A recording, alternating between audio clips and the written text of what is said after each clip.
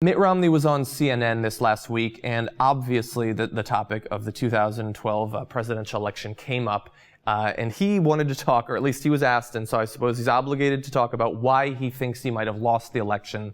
Let's listen. There were other things that didn't help my campaign either. Obviously, a hurricane with a week to go before the election stalled our campaign. But, you don't.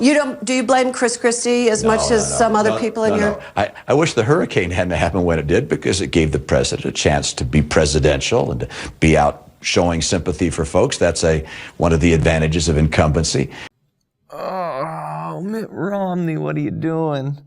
Look, purely based on the politics and just no emotion whatsoever, purely based on the politics, he is right. His evaluation of what happened and what he describes there is right. Hurricane Sandy purely politically did end up benefiting Barack Obama for the reasons that Mitt Romney lists and others. He did get the chance to seem compassionate and presidential and all of that. So politically, he's correct. But this is such a stupid statement to make. It is so easy to mock him as heartless and completely lacking in compassion and empathy when he makes a statement like this. Hurricane Sandy was rough, to say the least, for the East Coast. It caused billions of dollars in damage. It resulted in deaths and injuries, people being displaced from their homes. It had a massive impact on people's actual lives. And so the idea that this multi-millionaire, his political chances got harmed a little bit by the mean old hurricane, that's what he takes from Hurricane Sandy, I think that this should and probably will do further damage to the reputation of Mitt Romney.